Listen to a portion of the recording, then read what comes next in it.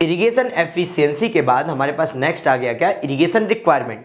अब irrigation requirement की बात करें तो देखो 5 रिक्वायरमेंट पहले मैं लिख देता हूं, बाद में एक्सप्लेन कर देता हूं। सबसे पहला आ जाता है आपके पास में, आप वर्ड आता है आपके पास एक क्या, that is your effective rainfall. क्या आ जाता है आपके पास में, सबसे पहला वर्ड इफेक्टिव रेनफॉल। दूसरा आपके पास में आ जाता है that is your consumptive irrigation requirement, that is your CIR।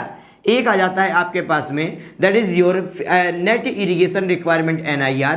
एक आ जाता है field irrigation requirement FIR and the last one is your GIR, that is your gross irrigation requirement. अब सुनो, इफेक्टिव रेनफॉल किसको बोलते हो, इफेक्टिव रेनफॉल अब देखो रेनफॉल तो साल भर हो रही है, रेनफॉल तो थ्रू आउट द ईयर होगी, बट जब तुम्हें जरूरत है तब अगर तुम्हारे काम आ जाए तो इफेक्टिव कहला गई।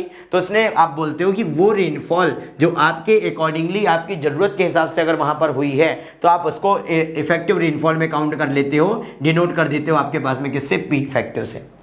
और आगे चलो, और आगे चलोगे तो आपके पास आया कंजप्टिव इरिगेशन रिक्वायरमेंट। अब देखो तुम पढ़ के आए हो कि कंजप्टिव यूज ऑफ वाटर क्या होता है, तो एक प्लांट को उसके ग्रोथ के लिए जो वाटर चाहिए था that is your consumptive use, that is your CU।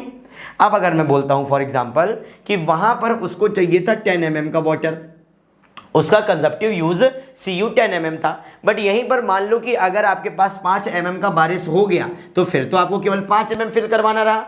तो जब कंजप्टिव इरिगेशन रिक्वायरमेंट की बात करते हो तो ये होता है दैट इज उसका टोटल रिक्वायरमेंट में से P इफेक्टिव आप घटा देते हो, इफेक्टिव रेनफॉल घटा देते हो, तो आपके पास क्या मिल जाता है, CIR यहां पर मिल जाता है, कंजप्टिव इरिगेशन रिक्वायरमेंट। और आगे चलो, आपने बोला कि रूट जोन में बात कर ली। अब रूट जोन के अलावा अभी आपको आसपास के एरिया को इरिगेट करना है। मान लो आपके पास में आप बोलते थे ना palewa irrigation, pre sowing requirement. Pre sowing requirement की बात करो तो जब प्री सोइंग रिक्वायरमेंट को ऐड करते हो तो इस CIR में अगर तुमने यहां पर ऐड कर दिया किसको, प्री सोइंग रिक्वायरमेंट को यहां पर ऐड कर दिया तो ये आपके पास में क्या बन जाता है, ये बन जाता है नेट इरिगेशन रिक्वायरमेंट। क्या बन जाता है, नेट इरिगेशन रिक्वायरमेंट। नेक्स्ट, ये नेट इरिगेशन रिक्वायरमेंट कहां पर हुआ, ये प्लांट के पास में हुआ। अभी प्लांट के पास से उठ के आपको फील्ड के हेड तक जाना है, और अगर फील्ड के हेड तक जाने की बात करोगे तो आपके पास इस ड्यूरेशन में जो वाटर खर्च होगा उसको इंक्लूड करना पड़ेगा। आपने बोला field irrigation requirement that is equal to net irrigation requirement divide by eta a, that is your application efficiency. अब जस्ट इसका उल्टा करते थे, application efficiency is equal to क्या हो जाता था, NIR डिवाइड बाई FIR हो जाता था। आप क्या बोल देते थे, एप्लीकेशन एफिशिएंसी। हमने उसी फॉर्मूले को घुमा दिया और बोल दिया field irrigation requirement divide by NIR divide by eta ए।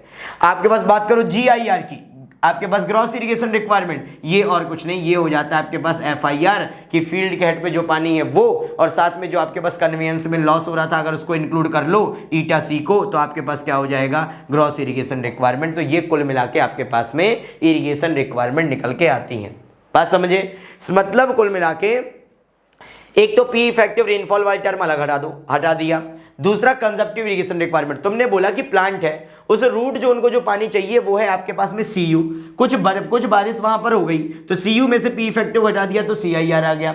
अब इस CIR में आपने वहां पर फील्ड को रेडी करने वाले पानी को ऐड कर दिया तो प्री सोइंग रिक्वायरमेंट को ऐड किया तो हो गया NIR को अगर डिवाइड कर दिया एप्लीकेशन से तो FIR को अगर कन्वेंस से डिवाइड कर दिया that is your GIR, that is your gross irrigation requirement, field irrigation requirement, net irrigation requirement, consumptive irrigation requirement. कुछ इतने टर्म आपको देखने को मिलते हैं। तो कोई भी वैल्यू वहां पर देता है उस वैल्यू को वहां पर ऐड ऑन करिए या डिवाइड करिए, आपके पास में वहां पर आंसर आ जाता है। यहां पर तुमने ईटा C ले लिया मतलब कन्वेंस लॉसेस कंसीडर कर लिया, ईटा A ले लिया मतलब आपके पास में सरफेस रन ऑफ जैसे लॉस को वहां पर आपने काउंट कर लिया। Is it okay?